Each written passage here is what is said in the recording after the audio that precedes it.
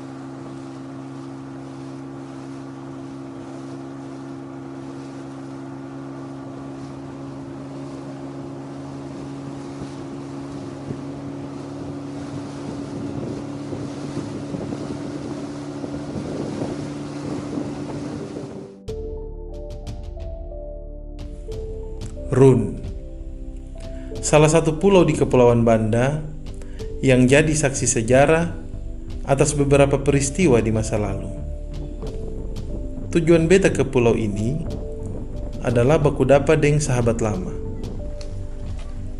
seorang sejarawan muda Banda, putra asli Pulau Run.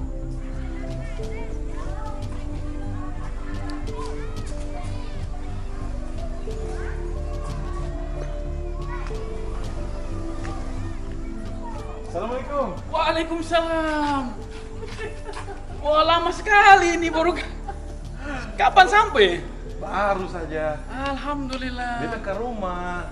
Tapi Iya, iya, katanya iya. masih di masjid. Ya beta coba cari ke sini. Iya, ini baru selesai sholat ini. Masya Allah. Apa Oke. kabar? Bye. Alhamdulillah. Sehat juga ya? Alhamdulillah. Lama betul ini baru baku dapa ini. Iya. Jadi ini mau ke rumah? Mau ke rumah dong. Oke, ayo kita ke rumah sekarang. Oke, Tempi. Oke.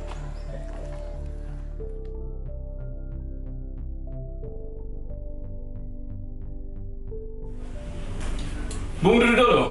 Nanti udah ganti baju dulu. Siap.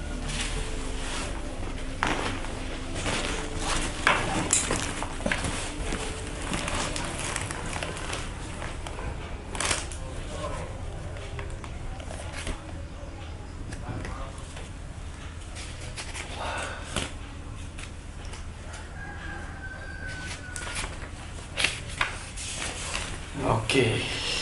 Bagaimana? Ini buku baru ini, Bung baru tulis. Iya, itu Masya Allah. 2 bulan yang lalu baru terbit. Ini yang menarik ini, daftar isi ke-6, Bung. Run dan Manhattan. Peristiwa apa itu? Yaitu cerita tentang kampung halaman saya yang dulu pernah ditukar oleh Inggris dan Belanda antara Pulau Manhattan di dataran Amerika Serikat dengan Pulau Run yang ada di kawasan Kepulauan Banda Neira. Bagaimana ceritanya sampai bisa ditukar, Bung? Ya itu karena pala. Karena dulu itu kan jauh sebelum VOC menguasai Kepulauan Banda, itu rempah pala ini sudah menjadi incaran dunia. Yang kita kenal dalam sejarah Eropa itu Portugis pada tahun 1512 ya. Tapi sebenarnya kalau mau dirunut secara historis sudah ada bangsa Arab, bangsa Cina yang menguasai mengambil manfaat dari penjualan rempah pala ini. Baru pada masa Portugis lah kita menemukan itu dengan catatan-catatan historis yang lebih jelas. Nah, pala itu begitu luar biasanya dibutuhkan oleh dunia karena memang dia menjadi komoditi utama. Apa istimewanya pala? Ya, dia kebutuhan dunia, artinya semua kebutuhan hidup orang di masa itu tidak lepas dari manfaat dari pala ini. Dia bisa menjadi penyedap rasa di masakan kuliner, Rempah. ya rempah ya. Lalu kemudian juga bisa menjadi bahan kecantikan. Dan bahkan ada salah satu riset yang menunjukkan bahwa bahkan sejak zaman Mesir kuno itu rempah pala sudah menjadi bahan pengawet mumi pada masa itu. Jadi saking begitu berharganya. Nah, mereka mencoba mencari jalur itu sampai akhirnya ditemukanlah jalur dari yang menghubungkan antara Eropa, Afrika, lalu ke Malaka. Nah, dari Malaka inilah pintu menuju ke Banda Neira. Portugis 1512 itu dari Malaka baru masuk ke Banda Neira. VOC menggunakan jalur Portugis, juga begitu Inggris. Nah, begitu penguasaan di masa VOC yang menguasai hampir seluruh Kepulauan Banda Neira, hanya 2 pulau yang tidak mampu mereka kuasai. Tidak mampu dikuasai oleh di Kepulauan Banda Neira sudah dikuasai hampir seluruhnya oleh VOC. Hanya ada 2 pulau di Kepulauan Banda yang tidak mampu diambil alih oleh VOC, justru diambil oleh Inggris, ya, dikuasai oleh Inggris, yaitu Pulau Ai sama Pulau Run. Pulau Run sama Pulau Ai. Iya. Nah, sekian bertahun-tahun mencoba direbut sama VOC, tapi berkali-kali juga gagal. Memang Pulau Run berkali-kali jatuh di tangan VOC, tapi berkali-kali juga berhasil dikuasai oleh Inggris. Jadi bendera Inggris itu di Nailaka situ dengan di sini itu berkibar sekian lama karena VOC hanya mampu menguasai di sebelah pulau-pulau yang lain selain Ai dan Run. Nah, karena begitu ingin memonopoli seluruh komoditi pala di Kepulauan Banda, akhirnya VOC mencoba merebutnya lewat sebuah perjanjian damai di Breda. Ya, pada tahun 1667 itu. Nah, disitulah terjadinya pertukaran pulau. Semacam tukar guling begitu. Tukar guling. Nah, sekarang kondisi saat ini, apakah masyarakat di Pulau Run masih memanfaatkan pala, masih budidaya, masih menjaga? Sudah pasti mereka orang Run melihat pala itu ya sebagai kebutuhan hidupnya sampai hari ini. Mereka masih mengandalkan itu untuk hajat hidup sehari-hari. Masih menanam pohon pala, masih mengolahnya secara baik di perkebunan mereka, meskipun dengan cara-cara yang masih sangat tradisional ya. Tapi itu masih dilakukan sampai hari ini. Masih. Kita bisa lihat di mana? Oh, bisa kita jalan-jalan di Beta Bukabong. Boleh, menarik itu. Biar tahu langsung di tempat. Iya. Ayo kalau begitu, kita pergi. Baik. Ayo.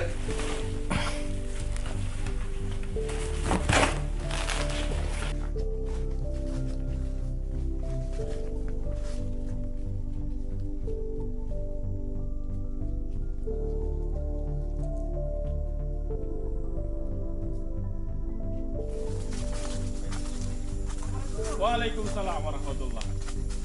Lengkap ya? Baik. Baik ya. Alhamdulillah sampai di Katro punya lokasi. Ini Bapak Tora, pemilik kebun ini. Bapak Haji Tora. Nah, ini kita bawa teman dari Merah untuk lihat-lihat bagaimana pengolahan pala, termasuk sampai penanamannya di sini. Kali mungkin bisa cerita-cerita sedikit. Ya, pala bagi orang Banda itu sebenarnya bukan sekedar komoditi, tapi sesungguhnya adalah hidup itu sendiri. Jadi peremajaan pohon pala sesungguhnya adalah peremajaan atau penanaman kembali hidup masyarakat Banda. Penembangan pala atau penembangan pohon pala adalah sesungguhnya pemangkasan atau penembangan hajat hidup orang banyak di Banda Neira ini. Saya kira itu. Berarti pala bagi orang Banda itu selaras dengan hidup orang Banda. Betul sekali. Harus terus dijaga. Iya, sangat. Tapi bagaimana kondisi sekarang, Bung? Nah, itu yang menjadi ironi. Ya. Ada saja beberapa petani pala ya, yang memang masih mengelola pala ini secara sangat-sangat terbatas dan tradisional. Ya mungkin keterbatasan teknologi, keterbatasan pengetahuan, sehingga akhirnya banyak sekali kita lihat pala-pala itu yang terbuang percuma, ya, yang tidak dikelola secara maksimal. Meskipun ada 1-2 yang baik, tapi secara umum masih ada pihak atau orang-orang yang atau petani pala yang masih sangat terbatas dalam cara pengelolaan. Oke, Bung, kalau begitu, bagaimana kata orang-orang Banda untuk bisa kelola pala dengan baik? Bagaimana caranya? Sebaiknya Bung bisa datang ke ada salah satu orang dari keturunan Van den Broek. Dia tinggal di desa Walang. Di Walang, Banda Besar. Banda Besar. Itu mungkin dia bisa menjelaskan lebih lanjut soal bagaimana cara pengelolaan yang baik. Keturunan Perkenir berarti? Keturunan Perkenir di Banda Besar dari marga Van den Broek. Ya. Oke, Bung, beta akan ke sana. Mudah-mudahan ketemu. Baik. Dari Bung Farid, beta temukan sejarah betapa istimewanya buah ini. Sampai-sampai Polorun yang kecil itu diperebutkan oleh 2 bangsa yang besar pada masanya, yakni Belanda dan Inggris. Beta juga mengerti kalau ada ikatan yang kuat antara orang Banda dengan buah pala. Pala dengan orang Banda bagaikan satu kesatuan tubuh yang utuh, yang tak bisa dilepas pisahkan satu dengan yang lain.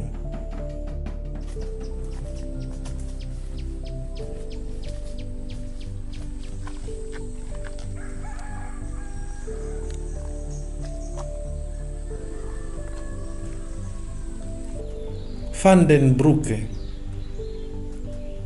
Beta jadi penasaran, siapa orang yang dimaksud dari Bung Farid itu?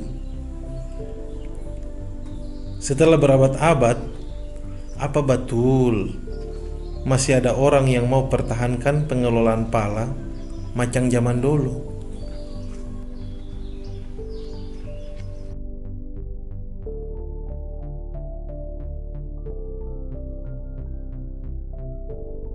Beta sebelumnya sudah ketemu dengan Pak Farid. Iya, iya. Lalu dari Pak Farid cerita bahwa coba ke Walang. Di sana ada keturunan Van den Broek, keluarga marga Van den Broek. Iya. Itu adalah keturunan terakhir dari Perkenir yang katanya masih kelola pala. Iya. Makanya betul. beta datang ke sini. Apa Iya, betul iya. itu, Pak? Betul. Beta adalah generasi yang ke-13 dari Van den Broek. Oh, 13. Iya. 13. Jadi bukan Broek ya, tapi Broeke. Broeke. Iya. Oh, yang benar Van den Broek. Broeke. Pak Pongki, beta boleh tahu cara Pak Pongki sekarang kelola pala, apa masih sama dengan zaman Belanda ataukah sudah berbeda? Mungkin bisa Pak Pongki cerita. Untuk mengelola pala, biji pala ya, Biji pala ya. Beta masih tetap memakai dengan cara yang pernah dilakukan oleh kakek dan moyang saya. Jadi sing berubah. Tidak berubah. Tetap. Jadi sistem pengasapan saya. Sistem pengasapan. Iya, sistem pengasapan. Bagaimana cara Pak kelola pala dari awal, dari mulai cara panen, lalu pilih palanya bagaimana, apakah langsung panen semua atau bagaimana, terus bagaimana sampai di sini di Iya. progres ini? Jadi begini ya,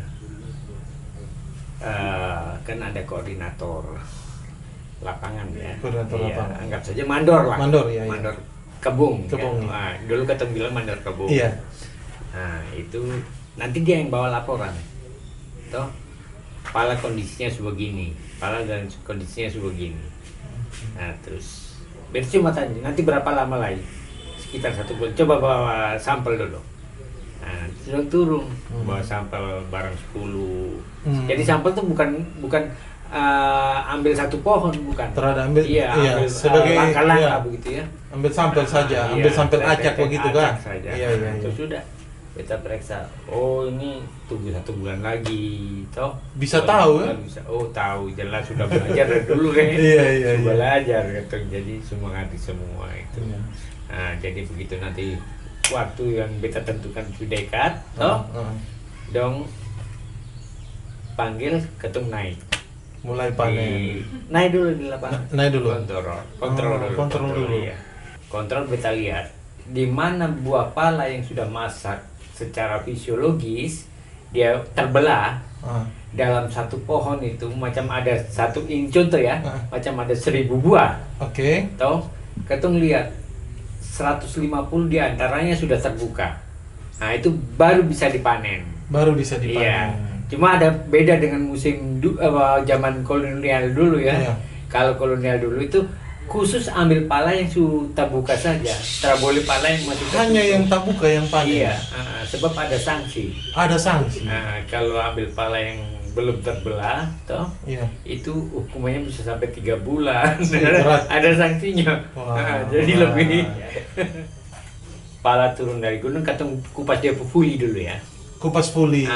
Kupas pulinya dulu. Dia yang merah itu kan? Iya. Dia yang melekat di dia tempurung gitu Iya, ya. iya, iya. Habis nanti pagi hari baru ketong puli, ketong pakai tampah model begini. Nah, ini iya. taruh di sini. Ini zaman dulu punya begini sudah. Begini sudah. Iya, dia khusus untuk puli, ya. Jarang kita lihat Oh, ini. bukan sejarah, orang Sudah pakai. terpakai. Iya. Nah, jadi pulinya taruh sini, toh.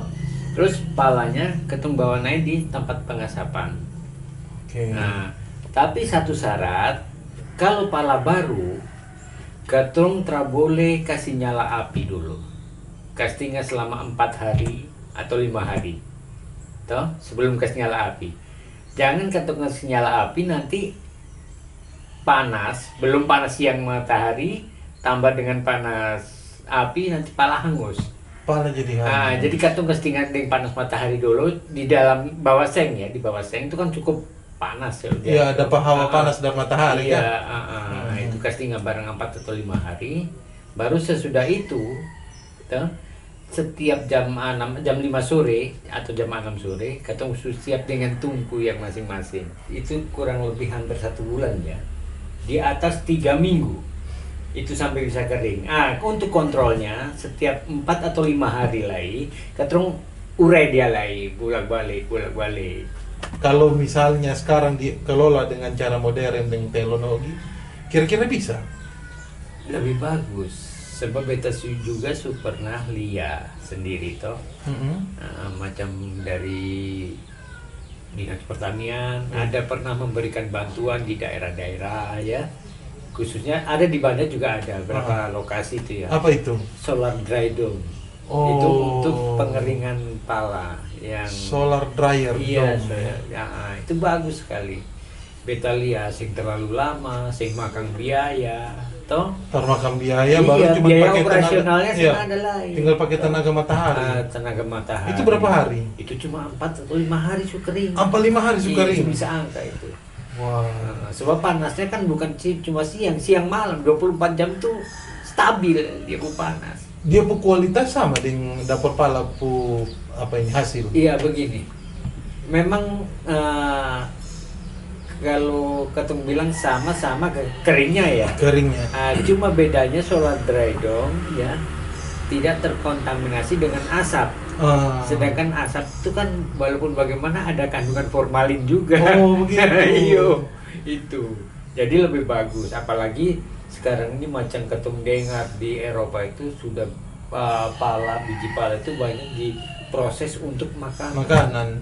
Jadi lebih bagusnya kalau menggunakan Teknologi yang baru. Itu menurut beta begitu. Toh. Nah sekarang kan dengan cara Pak Pongki yang sampai sekarang masih pakai cara yang betul-betul rumit, tapi karena mau jaga kualitas pala sehingga di pala kan jadi bagus. Nah Pak Pongki ini kan panen dan jual pala. Jual pala kemana Pak? Biasa beta jual cukup di Neras saja. Di Neras ini ada pembeli. Ada pembeli. Pembeli. Kadang-kadang di Bandar Besar ini juga Ada pengepul kecil ya. Ada. Iya, istilahnya ketemu saling berbagi rezeki Iya, lah. iya. Toh? Nah, beta penasaran kan kualitasnya pasti beda dengan orang kebanyakan. Yang beta lihat yang di luar ini, dorang terbikin macam Pak Pongki. Dorang cuman jumur-jumur begitu saja di Ya, matahari. Begini, untuk pengasaran, tempat pengasaran pala ini butuh ruangan sendiri ya. Sebab yang jelas asap tuh setiap hari kan jalan terus. Iya. Kalau gabung jadi satu di dalam dapur rumah kan sih mungkin. Iya. Toh? Nah, jadi mereka enggan untuk bikin ya. Dorong macam pemalas begitu. Iya. Terus dorong lebih senang lagi kalau jemur di matahari juga. Iya. Sebetulnya juga sih jadi masalah, cuma waktu jemurnya itu terlalu cepat. Terlalu cepat. Kadang-kadang 1 minggu dorong suruh anggap kering. Nah, padahal belum. Padahal belum. Itu yang bisa jamur. Jamur. Iya, bisa jamur ya. Dan jamur itu nanti Bikin akan rusak ya. timbul aflatoksin. Oke. Itu. Nah, dengan Pak Pongki punya kualitas pala yang begini bagus, waktu jual berarti dia harga beda. Beda apa? Justru harga sama ini yang bikin beta cemburu. Toh? Harganya sama. Sama. Dari belakang kok beta begini saja, hasilnya sama saja, toh. Terus beta mulai beralih ke benih, penjualan benih. Penjualan benih. Iya, benih pala ini. Iya. Dan hasilnya bagaimana? Agak Ya, bukan agak tapi memang bagus. bagus dibanding dengan jual pala yang sukari. Habis begitulah yang bikin ketemu rasa sakit hati. Iya. Gitu. Terus beta ada dengar katanya pala ini yang dong kirim dari Banda bukan cuma pala Banda, itu betul itu? Memang beta pernah bukan berputong secara langsung Iya. ya. Waktu beta mendatangkan pupuk di Ambon, ya dari Ambon, Iya. ya. Kebetulan beta charter mobil untuk muat barang. Drivernya ini, supirnya bilang pada beta, iya beta sering antar orang Banda pala. Beta tanya, orang Banda pala maksudnya dari pelabuhan ke kota Ambon, bukan dari tempat lain kirim ke Banda. Berarti dari kota iya kirim pala ke Banda. ke Banda. Bukannya tabula bale itu? Ini dia berarti sudah ada penyusupan pala dari daerah lain masuk ke Banda. Terus dengan informasi juga toh bahwa sebagian pengepul, entah pengepul besar atau pengepul kecil, beta kurang tahu ya. Orang sengaja beli pala dari luar untuk dong campur dengan pala Banda. Baru dorang ekspor ke Surabaya. Pantas Jadi ketemu itu harga. sudah yang bikin hancur lagi. Pantas ketemu harga hancur kalau Itu. begitu. Jadi menghancurkan nama pala Banda itu. Otomatis toh. Mungkin ada saran bagaimana kira-kira pala Banda ini ke depan supaya macam Pak Pongki ini kan tentu merasa prihatin kan, Iya.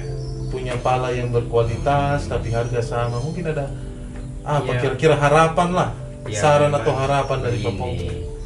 kalau untuk dari petani memang semua susah ya. kepala di mana ini sudah banyak lah itu.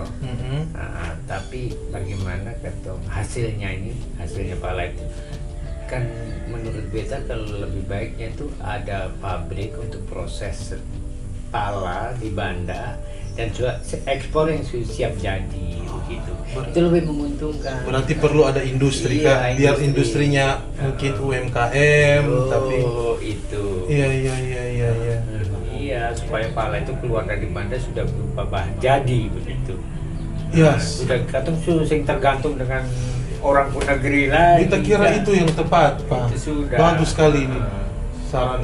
Itu Om. sudah. Toh. Iya.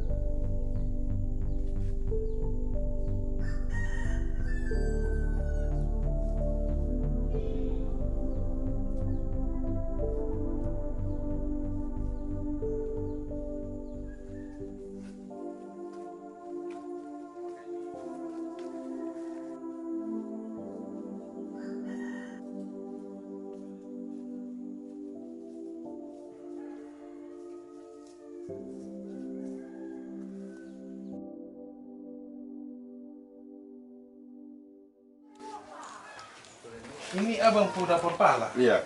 Jadi abang jumur dia di luar dulu, malam baru di sini. Kau bagaimana? Ya jemur dulu 2 hari dulu. Jumur 2 hari di luar. Iya. Matahari macam sekarang Iya. begini. Habis itu Langsung ke sana di. saya di sini. Iya. Berapa lama abang asar dia? Ini 3 hari saja. 3 hari asar. Cukup sudah. Habis 3 hari sudah bisa jual. Iya. Simpang dulu. Bisa simpang, langsung jual aja bisa. Oh sudah langsung bisa jual. Iya. Jual di mana? Di sini ke di Nera? Di sini banyak. Banyak di Pedagang sini. Di sini. Oh begitu.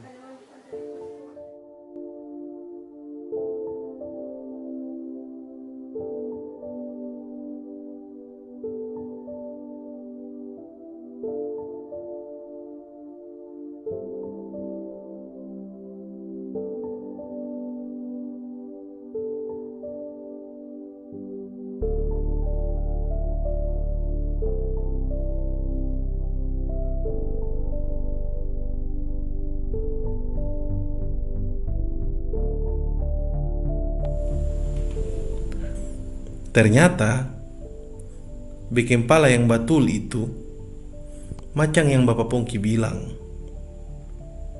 Pala harusnya diasar dalam waktu lama. Bukan sekedar jumur di matahari macam yang kebanyakan orang Banda bikin sekarang. Dia waktu panen juga tersabarang. Mesti sabar tunggu sampai buah pala itu betul-betul layak par dipanen. Tapi mau bikin bagaimana? Kebanyakan orang Banda tak bisa bikin pala macam begitu karena dorang pu sumber daya dan kondisi yang terbatas.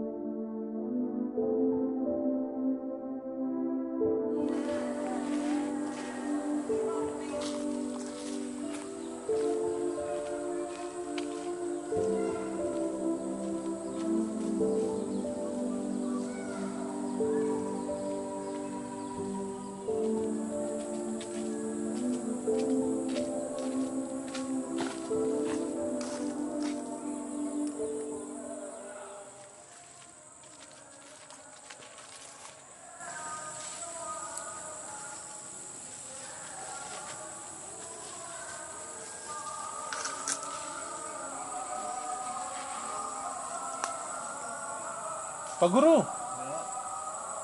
Nyong. Selama baru apa nih? Iya. Berdatang lah itu lama. Iya. Gimana sehat? Alhamdulillah. Ini ada lawar-lawar pala ini. Oh itu tabuka itu. Bagus ya. Masya Allah. Iya, ini Jatuh. biji jatuh. Iya. Ah. Masya Allah. Lama betul kah Pak? Lama berapa dapat ini? Pak Guru sekarang mengajar di mana? Sponsio. Supansion? Iya. Oh. Jadi sekarang banyak di Kabong sudah? Jika mau bikin apa Kita lagi? kira santai-santai di rumah aja. Ada suara pempala kah? Kata orang cara urus pala ini bagaimana? Iyalah betul. Dari tadi di Kabong? Iya pagi-pagi tadi tapi kabung. Ah.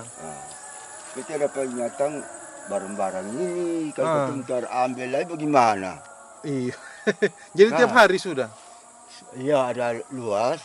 Kalau ada kosong? Naik. Nah, beta ini masih mau cari-cari tahu tentang pala, Pak. Itu mau cerita. Bisa saja nyong. Lebih baik begini. Ah. Kata orang sini kan berdiri. Lebih baik kita ke rumah. Boleh lah. Iya kan lebih enak cerita di rumah. Ayo. No? Ayo. Iya. Ayo.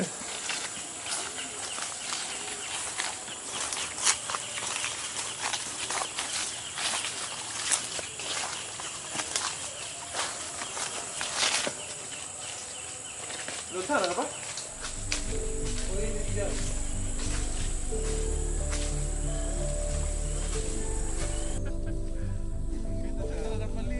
Rajin melawat.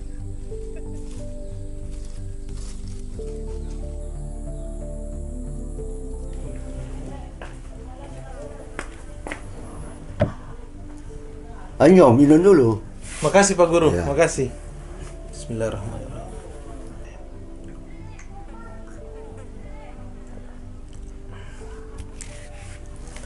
Pak Guru boleh kita tanya, Ya silakan.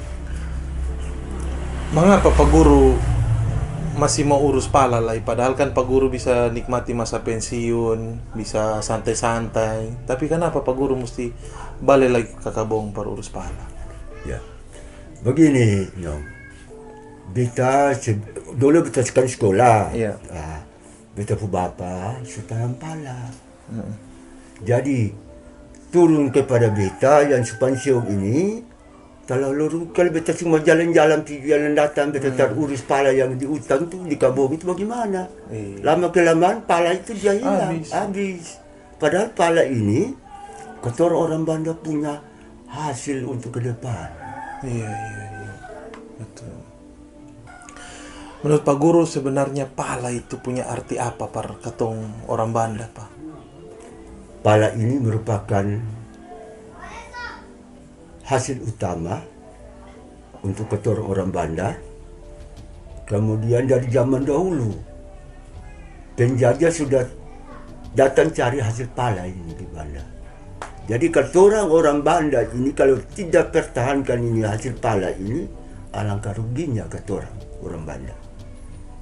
Sehingga perlu kata orang jaga ini hasil pala supaya seterusnya anak cucu ini orang tetap tahu nih pala ini. Iya, dan sudah jadi bagian dari katong Bagian orang dari Banda. orang Banda punya Iya. hasil. Iya. Lalu sekarang kan katong lihat kondisi sekarang katong pupala ini. Iya. Menurut Pak Guru bagaimana dengan kondisi sekarang? Karena kita dengar-dengar banyak keluhan. Memang kata orang sebagai pengusaha atau punya hasil pala Iya. merasa resah. Pertama harga murah. Harga murah. Harga murah. Kata orang yang punya hasil bukan kata orang yang taruh harga, tapi pembeli yang taruh harga. Jadi bukan katong yang taruh harga. Bukan dari pembeli. Jadi katong pu barang, tapi pembeli yang taruh harga. Iya. Jadi kata orang ya mau termau eko karena orang yang punya uang. Iya, begitu sekarang ya. Sekarang begitu. Ya itu juga Pak Guru yang bikin beta juga resali ya. Makanya beta coba jalan-jalan, Iya. cari-cari tahu. Mangkali Pak Guru dong punya nasihat apa par katong sebagai anak muda di Ya, Banda. beta tambah sedikitnya. Iya. Kamu orang sebagai generasi muda, anak negeri, anak Banda, tolong perjuangkan hasil pala ini kalau boleh dia punya harga dia lebih meningkat. Jangan seperti sekarang ini. Iya. Itu saja saran beta. Mudah-mudahan nyon orang bisa perjuangkan itu. Makasih Pak Guru. Beta lihat waktu beta di gunung. Pala kualitas terbaik itu mesti dipanen pada saat tua. Dia pu umur sama dengan proses manusia lahir. 9 bulan baru bisa panen. Dia pu tanda waktu buah pala sumulai tabuka. Habis panen, pala mesti diasar. Bukan sekedar jemur di matahari.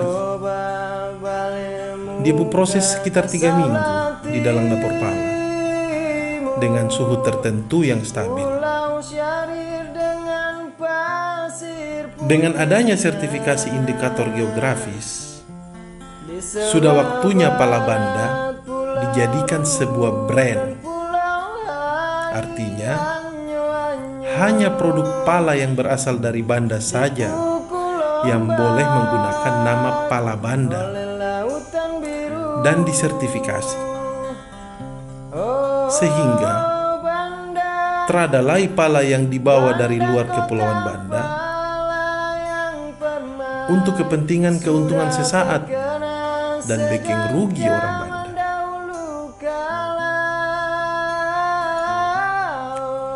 Daging pala yang sampai saat ini 90% terbuang dapat diolah menjadi berbagai produk turunan komersil dengan pendampingan manajemen, pengemasan, pemasaran yang tepat akan mampu menghidupi industri rumah tangga di Banda dan akhirnya mensejahterakan orang Banda.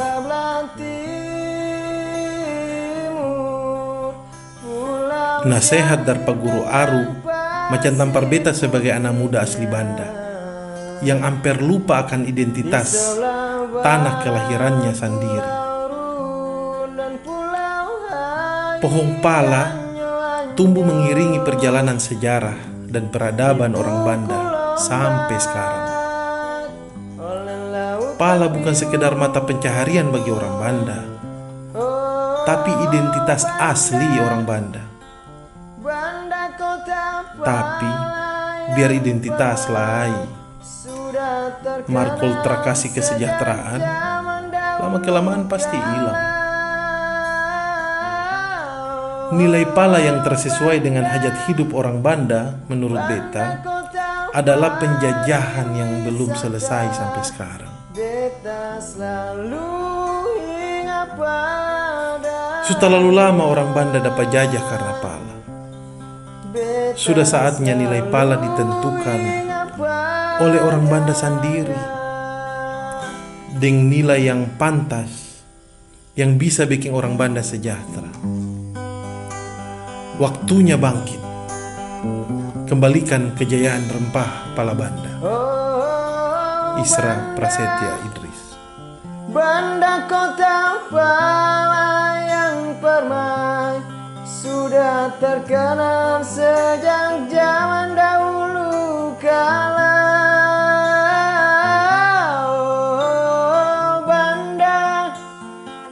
Banda kota pariwisata, beta selalu ingat padanya. Beta selalu ingat padanya. Beta selalu